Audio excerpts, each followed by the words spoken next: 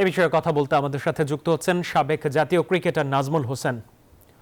Nazmul, bowling action পরীক্ষায় দ্বিতীয়বার সাকিব ব্যর্থ হয়েছেন, তাতে 1 বছরের মতো তাকে অপেক্ষা করতে হবে আবার তৃতীয় পরীক্ষার জন্য। এই সময়টায় আন্তর্জাতিক ক্রিকেটে বল করতে পারবেন না সাকিব। এই অবস্থায় সাকিবের ক্রিকেট ক্যারিয়ার কি এখানেই শেষ হচ্ছে কিনা, কি মনে হচ্ছে?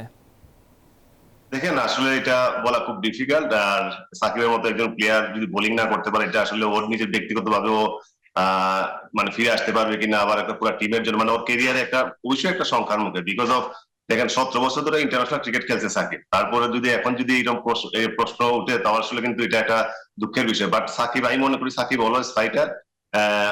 মানে ও মানে খুব সহজে কামব্যাক করতে পারবে যদি ও আসলে বোলিংটা।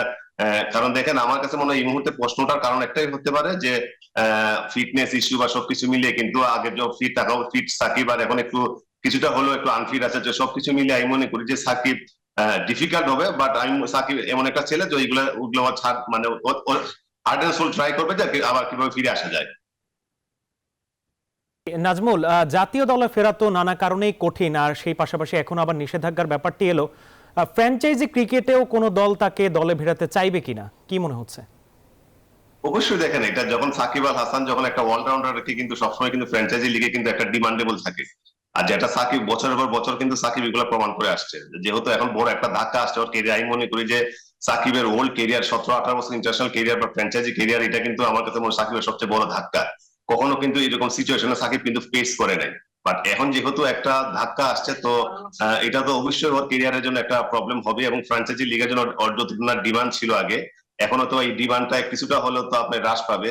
তো সাকিব, আমি অলওয়েজ মনে করি সাকিব মানে বিভিন্ন জায়গায় এবং বিভিন্ন জায়গায় কিন্তু যে ও ফিরে আসছে।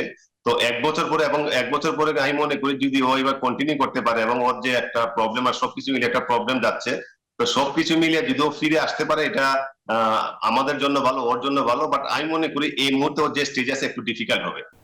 নাজমুল, উনি সাকিব তো আসলে আগের যে প্রেক্ষাপট ছিল সেখানের প্রেক্ষিতে আপনি কথাগুলো বলছেন, কিন্তু এখন শুধু ব্যাটার হিসেবে তাকে আসলে ফ্র্যাঞ্চাইজিগুলো বা বিভিন্ন দলে খেলাতে চাইবে কিনা, আর সেই পাশাপাশি তার বোলিং এর যে শক্তিমত্তা সেটাই কিন্তু আমরা সবচেয়ে বেশি জানতাম।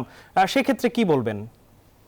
আমি আপনার সাথে একমত। দেখেন, সাকিব, আমি এজ এ ব্যক্তিগতভাবে যেহেতু ওর সাথে আমার অনেকদিন খেলা হয়েছে এবং খুব কাছ থেকে ওকে চিনি, তো আসলে আমরা নিজেও কিন্তু ওর বোলিংটা কিন্তু আসলেই এক্সট্রা অর্ডিনারি। ও যতটুকু না ব্যাটিং ব্যাটিং তার চেয়ে কিন্তু বোলিংটা কিন্তু এক্সট্রা অর্ডিনারি। এবং মানে দিনের পর দিন, মানে বছরের পর বছর কিন্তু সে এটা প্রমাণ করছে। বাট এখন আমি যদি বলি যে যেহেতু বোলিংটা নেই সাকিবের, তো শুধু একটা ব্যাটার হিসাবে, এবং অবশ্যই এখন সাকিব তো আর এখন ইয়াং না। ও আমি মনে করি যে ওর কেরিয়ারে এখন শেষ পর্যায়ে, মানে যদি আমি মনে করি যদি ভালো ফিট থাকা বছর, অথবা 2 থেকে 3 বছর, অথবা ইন্টারন্যাশনাল ক্রিকেট বা ফ্র্যাঞ্চাইজি ক্রিকেট সবকিছু মিলিয়ে কিন্তু। বাট যে মুহূর্তে ওর যে জিনিসটা উঠে আসছে যে আপনার মানে এখন এই সময় আইসা যে ওর বোলিং এর একটা প্রবলেম, তো এটা হ্যাঁ, আমরা সবাই জানি যে সাকিব ফাইটার। বাট এই মুহূর্তে ও কিভাবে এটা নেবে এবং নিজেকে কিভাবে মেন্টালি তৈরি করবে, এবং ফ্র্যাঞ্চাইজি ক্রিকেটে তার কি ডিমান্ড, এগুলা কিন্তু আমি মনে করি কিছুটা হলেও ওর কেরিয়ার তো একটা ব্যাঘাত ঘটবে এবং কিছুটা ব্যাকফুটে চলে যাবে। কারণ কিন্তু ফ্র্যাঞ্চাইজি ক্রিকেট কিন্তু এজ এ অলরাউন্ডার হিসেবে কিন্তু সাকিবকে নিতে চাইতো। কারণ অলরাউন্ডার থাকলে আপনার টিমে ব্যালেন্স ঠিক থাকে, সবকিছু ঠিক থাকে, টিমের কম্বিনেশন ভালো থাকে।